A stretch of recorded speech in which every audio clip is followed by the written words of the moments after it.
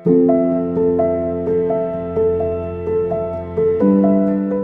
ringan itu ya tangan kebas kesemutan gitu, untuk nomor di sini. Selanjutnya saya nggak bisa jalan. Begitu kena, saya langsung dirawat di rumah sakit 5 hari. Ya udah seolah-olah udah nggak bisa sama sekali lah untuk jalan, bed rest aja gitu.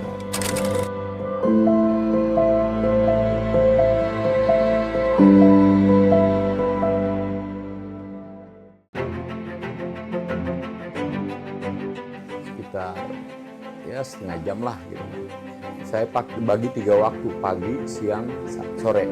Terus juga sepeda statis saya pakai juga. Satu kesalahan saya nggak mau tahu penyakit saya karena rasa takut. Biasanya takut tahu nih kalau kita punya sakit. Gula saya waktu sakit kemarin itu 208, hipertensi saya 215, kolesterol saya 367. Stroke itu muara dari gula, dari hipertensi, dan kolesterol. Nah, itu semua dari mana? Dari sampah yang kita masukin di dalam perut kita. Kalau makan salah, pola hidup saya terus terang saya akuin saya salah. Apaan aja, pokoknya kayak semua gorengan, pedes-pedes, manis. Pokoknya hantem kromo aja. Kadang juga saya ngerokok, tidur juga larut malam. Lambung kita ini seperti bank sampah. Apaan aja masukkan gitu kan.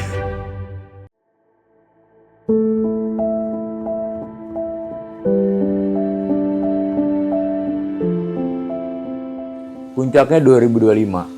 Tanpa assalamualaikum, tanpa permisi, dia datang, kita tumbang langsung. Waktu itu mau melaksanakan sholat subuh, tiba-tiba ya terserang aja gitu.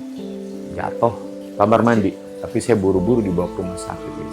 Saya di rumah sakit, dikasih obat, diinfus selama 5 hari, mereka monitor.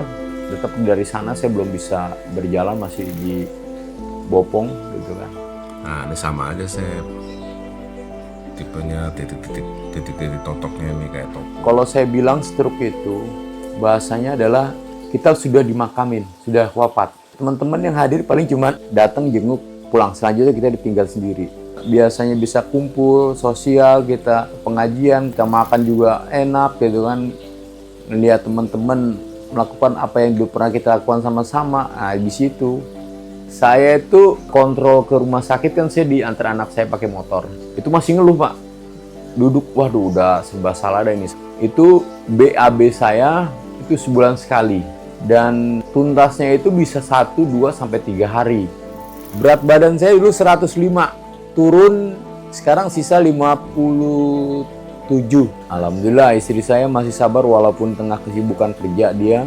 Ya tugas sebagai istri tetap dia jalanin gitu kan. Anak-anak saya juga sewaktunya dia belajar sekolah, tapi setelah di rumah dia ngerawat saya dengan baik semua.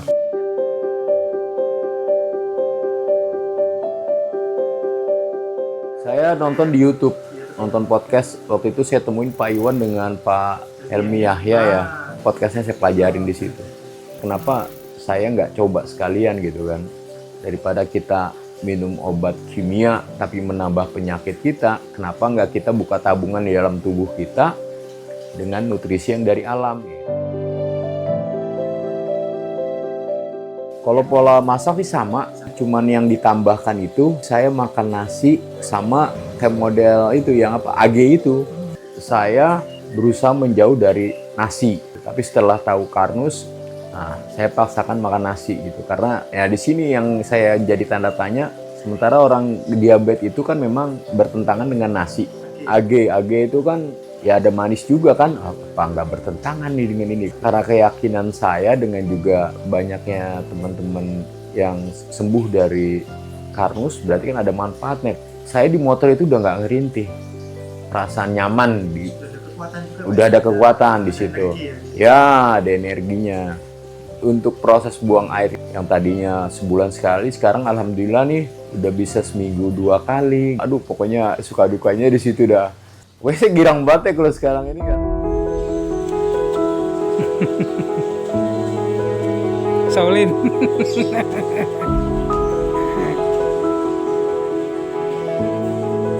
Perubahan saya sekitar 2 minggu. Ya, Saya kan beli paketnya 15 hari. Menjelang paket 15 hari selesai, nah itu udah mulai agak kelihatan. Buang gas nih. Oke. Biasanya kan susah tuh. Terus sembelitnya ya kayaknya udah nggak ada gitu. Nggak kelihatan sih Pak, pernah sakit stroke. Nggak kelihatan ya? Nggak kelihatan. Ah iya. Kalau kata orang juga sekarang muka saya ini udah lebih cerah gitu. Maksudnya iya. Bukan tampak orang sakit.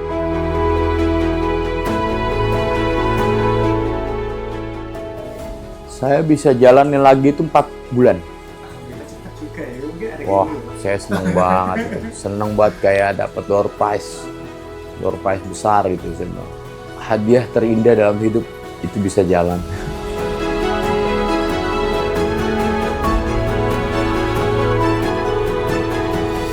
Berkaca dari apa yang saya rasain, ini adalah konsekuensi dari pola hidup yang salah, pola makan yang salah. Allah menciptakan kita ini sempurna, cuman kita nabungnya nabung sampah. Jangan takut untuk memeriksakan kesehatan daripada tahu setelah kita sakit. Itu yang salah, seperti yang saya lakuin.